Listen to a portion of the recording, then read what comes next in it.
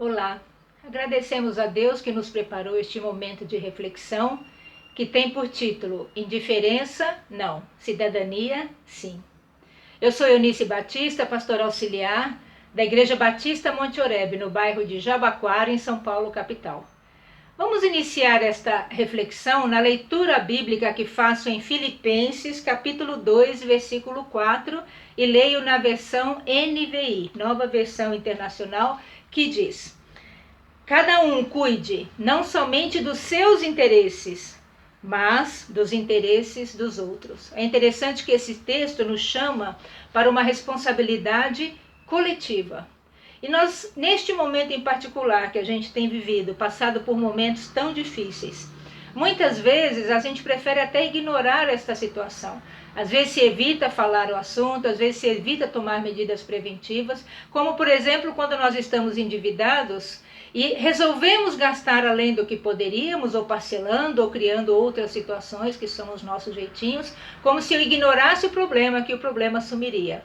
É interessante a frase do autor do livro Admirável Mundo Novo, que ele diz: o fato não deixa de existir só porque são ignorados.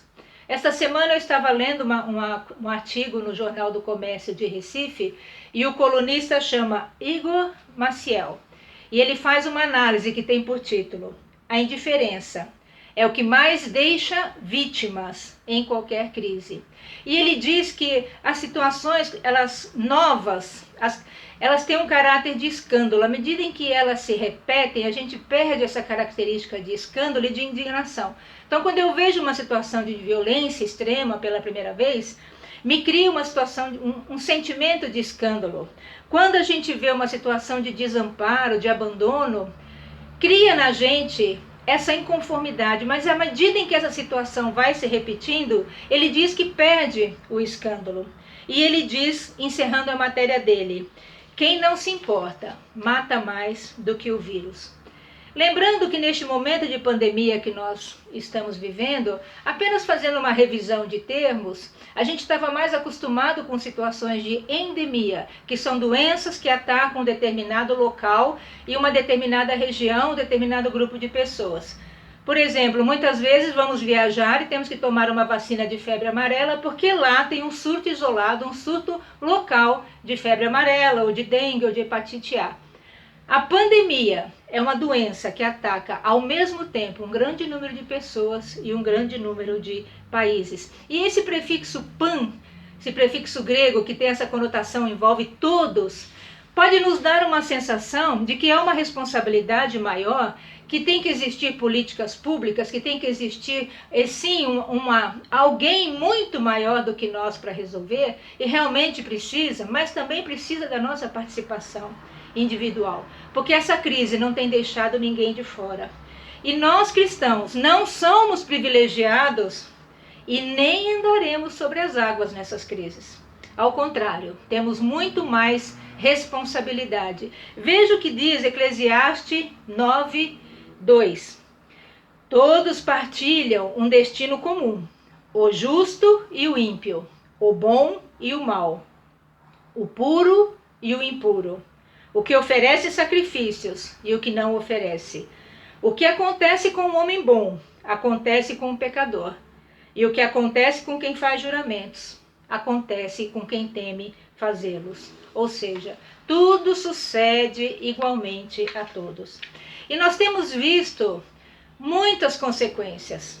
Consequências econômicas, muitas vezes pessoas desempregadas ou subempregadas com salários reduzidos.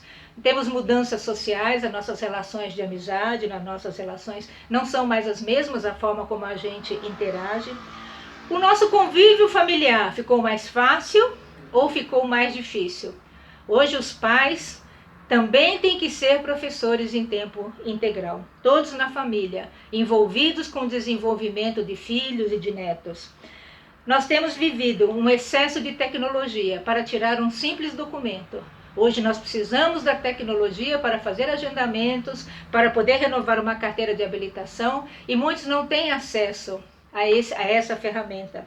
Nós temos tido consequências psicológicas com o aumento de estresse, aumento da insegurança, aumento do medo. E temos visto também consequências espirituais. Será que este isolamento é pandêmico ou é um latente esfriamento, como pergunta Jesus? Quando o Filho do Homem vier, encontrará fé na terra? Essas consequências serão vistas a médio e longo prazo ou talvez nunca sejam aquilatadas, pois tão profundas que são. E a gente, às vezes, pela dificuldade da situação, a gente opta pela indiferença e diz, e eu com isso? Só que a Bíblia nos alerta para a nossa responsabilidade. Veja o que diz Apocalipse 3,15. Conheço as tuas obras, sei que você não é frio nem quente. Melhor seria que você fosse frio ou quente. Lembrando ainda em Lucas 10, a parábola do samaritano, a parábola da pessoa, do homem que caiu na mão dos salteadores. E quem socorreu foi o samaritano. Irmãos, não podemos esperar que alguém venha de fora para cumprir uma responsabilidade que é nossa frente à minha família, ao meu trabalho, à minha pátria, à minha igreja. Estamos todos sendo afetados numa escala maior ou menor. E essa crise da indiferença me fez lembrar a história da ratoeira. Não sei se você conhece, vamos relembrar essa história. O rato sai gritando pela casa que ele viu uma ratoeira e ele diz, socorro, há uma ratoeira na casa. Ele vai conversar com a galinha fala, e eu com isso? Foi conversar com o porco tem uma ratoeira na sala. Aí o porco vai falar, fique tranquilo, estou colocando você nas minhas rezas, conte comigo para o que precisar. Foi falar com a vaca tem uma ratoeira na casa. E a vaca responde, e o que eu tenho com isso? Isso não me afeta. À noite, a dona da casa viu que a armadilha do rato fez barulho, pensando que era um rato, foi lá, era uma cobra que estava presa na armadilha do rato e a cobra mordeu a dona da casa, que foi hospitalizada, teve alta, foi para casa. Para ela se recuperar, o dono da casa mandou preparar uma boa canja. Os vizinhos vieram se familiarizar, se condoer com eles, e para poder alimentar os vizinhos, mandou matar o porco. A dona da casa veio a falecer. E como não tinha como arcar com os custos, o dono da casa mandou vender a vaca para poder pagar as despesas do funeral. Qual é a moral dessa história, conhecida de todos nós? Nunca diga que um problema não é seu, ou que não o afeta, pois quando há uma ratoeira na casa, todos correm perigo. Preocupado com esses resultados, tanto na família Monte Oreb, como na igreja Monte Oreb, como em nossas vidas pessoais, pastor Edson mandou para nós um artigo para nossa reflexão, para que nós vejamos como o Monte Oreb pode participar ativamente e fazer frente a essa situação que nós estamos vivendo. O artigo que o pastor Edson mandou, nosso pastor Sênio, é 6 tendências para o novo mundo pós-pandemia. Um artigo de Arthur Diniz, CEO e fundador da Crescimento. Arthur Diniz começa o texto dizendo, o mundo não é mais o mesmo, e você sabe disso, ou seja, não adianta ignorar. É pouco provável que as coisas voltem ao que era antes. Estamos esperando uma pós-pandemia que talvez nem exista. O que temos aprendido nesses dias de pandemia, questiona Arthur Diniz. Quais têm sido nossas grandes revelações? A crise Covid veio como um band-aid, arrancando o que estava encoberto. É um momento necessário para formular e reformular tudo que poderia e deveria ser diferente. Então ele traz 6 novas tendências para este mundo pós-pandemia. A primeira tendência que ele traz é o trabalho remoto. Todos nós temos acompanhado, ou individualmente, ou em nossos familiares, que hoje muitas atividades são feitas nos nossos lares. Estamos nos adequando a esta nova responsabilidade. Segundo, a educação à distância, que permite um aprendizado mais contínuo, mais de acordo com a minha capacidade, com a minha disponibilidade, e essa é uma tendência. Seu filho, com qualquer idade que ele esteja, ele está sendo submetido a essa educação à distância. Mentoria, o que seria essa terceira tendência? Nós, mesmo que não tenhamos acesso a professores ou orientadores de maneira presencial, serão criadas ferramentas para que as pessoas possam esclarecer suas dúvidas. Temos atualmente até consultas feitas por maneira online, consultas médicas. Temos a quarta tendência, que é a apropriação digital. Não se permita ficar de fora. Mesmo que eu não seja um expert, eu tenho como responsabilidade aprender a me apropriar aos poucos dessas novas ferramentas digitais que vieram para ficar. A quinta tendência que ele trouxe é o minimalismo. Nós temos conseguido fazer mais com menos. Vejam que a gente levava uma vida tão agitada, fazíamos tantas coisas, comprávamos tantas coisas, que hoje a gente se questiona se tudo aquilo realmente era tão importante. E por último, a sexta tendência é uma vida de aprendizado, que chama formação contínua. É uma vida onde nós continuamente estaremos reaprendendo, desaprendendo, deixando para fora aquilo que não servimos mais, para ceder espaço a novos aprendizados. Queridos, é o momento de aprender a aprender. Quantos de nós nesse momento aprendeu a fazer máscara, aprendeu a fazer artesanato, está aprendendo uma nova profissão? Este é o novo aprender. Não é um aprender acadêmico sentado apenas numa sala de aula. Também nós temos tido uma oferta grande de cursos. É um aprender, é a predisposição ao aprendizado. É eu me propor a aprender. Aprender a fazer. Esse novo jeito de fazer. Aprender a conviver. Como tão difíceis as relações de convivência. E finalmente, aprender a ser. É o que diz essa formação continuada. Neste mês de setembro, onde nós tivemos a Semana da Pátria, nossa abençoada e tropical pátria. E essa pátria precisa que façamos a diferença.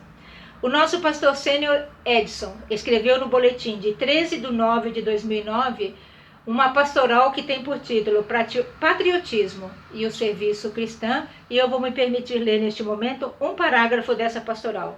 Pastor Edson diz: aquele que realmente é um patriota, se orgulha de sua pátria, a ama e procura servi-la, promovê-la e defendê-la, a preço do sangue até, toda a pátria possui um mau cidadão.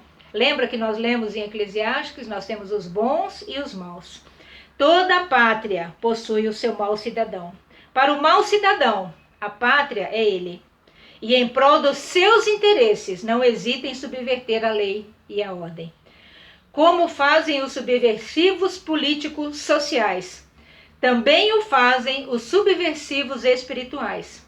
Mas o verdadeiro patriota celeste saberá honrar e defender, fazer valer e implantar os valores celestes nessa terra.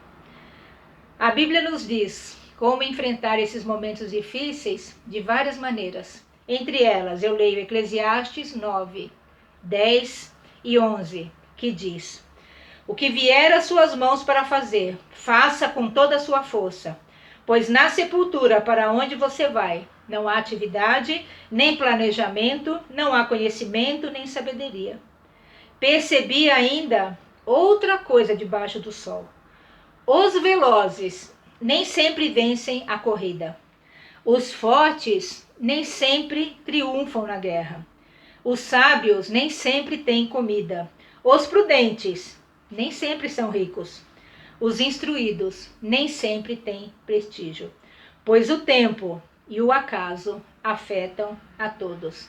Que o Espírito Santo nos ajude a caminhar nesta pátria, rumo à nossa pátria celeste, fazendo diferença. Que nós sejamos testemunhas deste Evangelho e que o Espírito Santo nos permita que estejamos inseridos em nossas atividades aqui, sendo cidadãos dignos e dignificados e testemunhas fiéis de Cristo.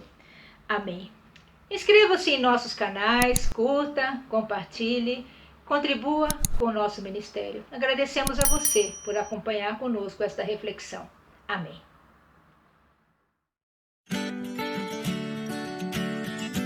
O novo coronavírus não vê raça, também não vê nacionalidade e nem idade.